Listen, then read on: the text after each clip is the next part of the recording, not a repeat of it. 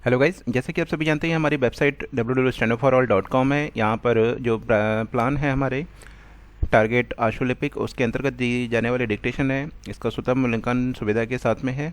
आप रिपोर्टर की तैयारी भी कर सकते हैं। प्रोग्रेसिव मैगजीन कमिंग सून में है। अभी हमारे घर पर रहें, सुरक्षित रहें, इसके अंतर्गत भी हम डिक्टेशन आपको अलग अलग देते हैं, जिसमें प्रतिदिन आपको एक डिक्टेशन मिलती है। 15 से लेकर 500 रुपये के बीच में कोई भी आप पेमेंट कर सकते हैं। अगर आपको लगता है पेमेंट अच्छा है तो बाद में भी कर सकते हैं। प्लान अच्छा है, वेबसाइट पे कुछ एक्स्ट्रा फीचर आपको दिए जा रहे हैं। यहाँ आप देख सकते हैं टारगेट स्टेनोग्राफी, स्टेनोग्राफर लिखा हुआ है इंग्लिश 1, ये इंग्लिश वालों के छात्र के लिए। यहाँ उसी के साथ में लिखा हुआ है टारगेट आशुलिपिक हिंदी 1। 1 माह के लिए 4 डिक्टेशन आपको दी जाती हैं। ये उसी पार्ट का 3rd डिक्टेशन है। सभी करने के लिए तैयार रहें। रेडी।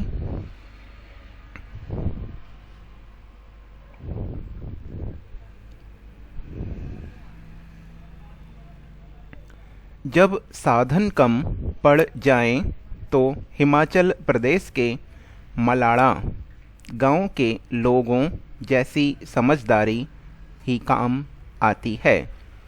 दुनिया जब कोरोना के लहर से करहा रही है तो मलाड़ा गांव में एक भी कोरोना रोगी का नहीं मिलना सुखद अनुभूति का आभास तो कराता ही है।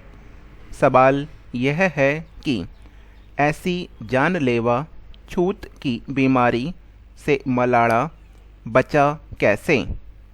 जवाब है सिर्फ और सिर्फ अपनी सूझबूझ से।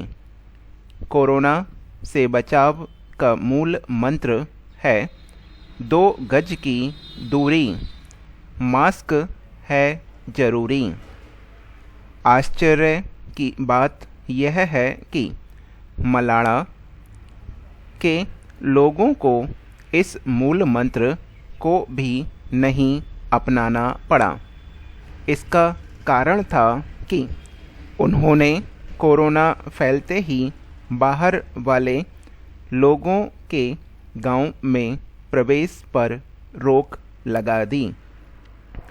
यही वजह है कि जब देश भर में कोरोना के कारण हालत बिगड़ रहे हैं तब भी मलाड़ा के लोग आराम से अपना काम कर रहे हैं।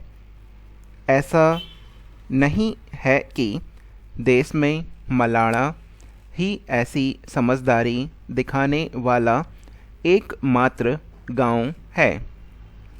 देश के कई गांवों में लोगों ने समझदारी दिखाई है, जिसकी वजह से वे कोरोना से बच गए हैं। इन गांवों में रहने वाले लोगों के पास बेशक बड़ी बड़ी डिग्रियां नहीं होंगी, लेकिन उनमें हालात से निपटने की समझ बाकी लोगों से अधिक नज़र आई। लापरवाही बरतने का नतीजा देश भुगत रहा है। पहली लहर के कमज़ोर पड़ते ही तमाम सरकारों से लेकर प्रशासन भी सतर्कता को भुलाने लगा था। राजनीतिक दल चुनावी रैलियों में व्यस्त हो चले थे तो आम जनता शादी ब्याह और सैर सपाटे को तवज्जो देने लगी थी। लेकिन लगा था कि मानो हमने कोरोना महामारी पर जीत पा ली हो। लेकिन उस दौर में भी मलाड़ा गांव दुनिया से दूरी बनाए रखने के अपने फैसले पर अडिग रहा।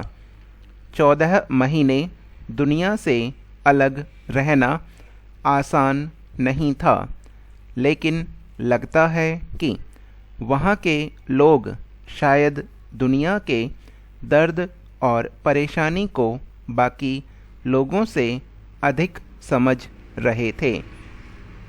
महामारी कि इस महासंकट में मलाना का मामला हमारे लिए सिर्फ एक खबर नहीं होनी चाहिए। मलाना के 3000 लोगों ने जिस तरह से आत्मानुशासन दिखाया वह अनुकरणीय है।